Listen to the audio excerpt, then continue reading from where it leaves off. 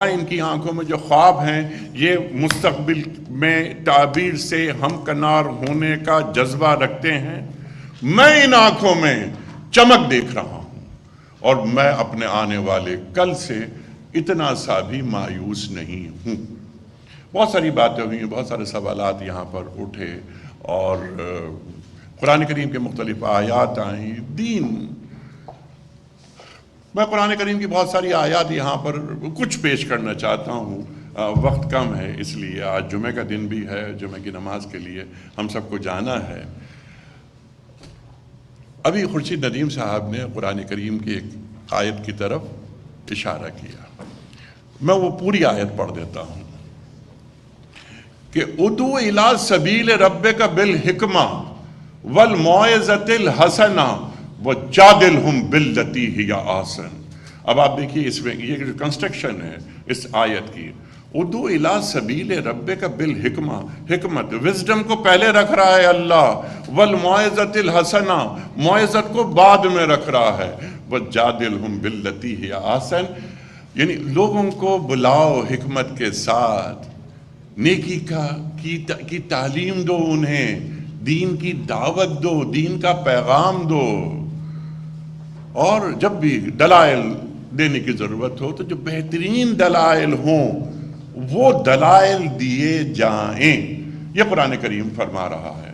قرآن کریم ایک اور جگہ فرما رہا ہے کہ ادفع باللتی ہی احسن، اور جب بھی کوئی مسئلہ ہو وغیرہ تو ادفع باللتی ہی احسن، کوئی پرابلم پیدا کر رہا ہے تو کیا کرو کہ اس کو بہت ہی آسن طریقے سے، بہت ہی حکیمانہ انداز سے، بہت ہی دانشمندانہ انداز سے اس سے دور ہٹ جاؤ، اسے دور کرو۔ ہم سب یہاں بیٹھے ہوئے ہیں، اس میں ذرا سا بھی اختلاف کسی کو نہیں۔ میں نے اپنے جو ہمارے کرسچن بھائی ہیں یہ ڈیوڈ البرٹ کو سنا، ہم نے ابھی اپنے پنڈت صاحب کو سنا، ہم نے جو ہماری بہائی کمیونٹی کی خاتون ہیں ان کو سنا، ہماری جو سکھ کمیونٹی کی خاتون ہیں ان کو سنا، سب نے بہت اچھی اچھی باتیں کی۔ یہ جو جس نے بھی یہ بیک ڈراپ بنایا، بہترین بیک ڈراپ بنایا، یہ مسجد موجود ہے، یہ چرچ موجود ہے، وہ گردوارہ موجود ہے۔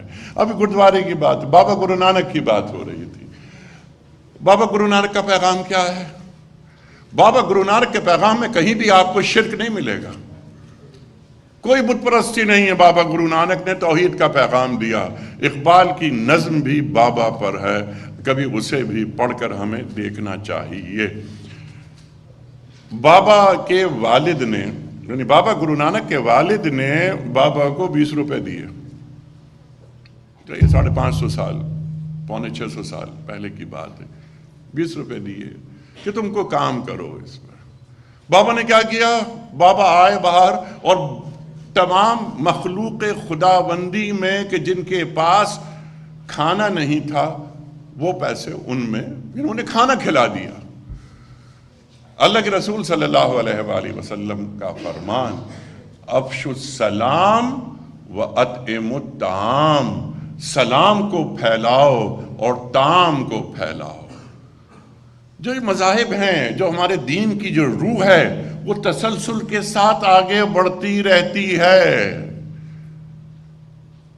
بابا گرو نانک نے، یعنی کتنے بڑے سوشل ریفارمر، اصل میں معاملہ ہے کہ آپ کتنے بڑے سوشل ریفارمر ہیں، انسان کو انسان سے جوڑتے ہیں۔ الخلق عیال اللہ، تمام مخلوق اللہ کا کنبہ ہے۔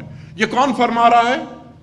اللہ کے رسول فرما رہے ہیں صلی اللہ علیہ وآلہ وسلم، لیکن یہ حدیث قدسی ہے۔ حدیث قدسی آپ سمجھتے ہیں کہ قرآن کریم میں جو اللہ کا کلام شامل نہیں ہوا وہ حدیث قدسی، تمام مخلوق اللہ کا کنبہ ہے۔ کیا ہم اس بات کو سمجھتے ہیں؟ یہ قرآن کریم کی تعلیمات، یہ تمام ادیان کی جو تعلیمات ہیں، دیگر مذاہب یہاں تشریف فرما ہے، کہیں کوئی ایک مذہب بھی اس بات کا مبلغ ہے کہ انسان کی توہین کی جائے؟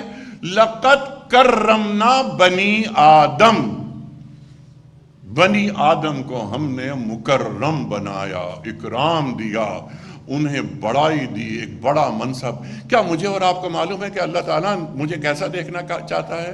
انی جاعل فی الارض خلیفہ، یہاں مسلمان کی یا صاحب ایمان کی بات نہیں ہو رہی ہے، یہاں بات انسان کی ہو رہی ہے، بنی آدم کی بات ہو رہی ہے کہ ہم نے تمہیں اپنا نائب بنایا، تو میں اللہ تعالیٰ کا، آپ اللہ تعالیٰ کے نائب ہیں۔ اقبال تو یہاں تک لکھتا ہے کہ ہمسایہ جبریل امی بندہ خاکی، یہ جو بندہ خاکی ہے یہ جبریل امین کا پڑوسی ہے، ہمسایہ ہے۔ ابھی بات ہو رہی تھی کہ پڑوسی کے حقوق کے تعلق سے کوئی مقرر کہہ رہا تھا، اللہ کے رسول صلی اللہ علیہ وآلہ وسلم کا ارشاد کہ پڑوسی کے حقوق کے لیے جبریل امین اتنی مرتبہ میرے پاس آئے کہ مجھے یہ گمان گزرا کہ جائیداد میں، وراثت میں کہیں پڑوسی کا حق شامل نہ ہو جائے۔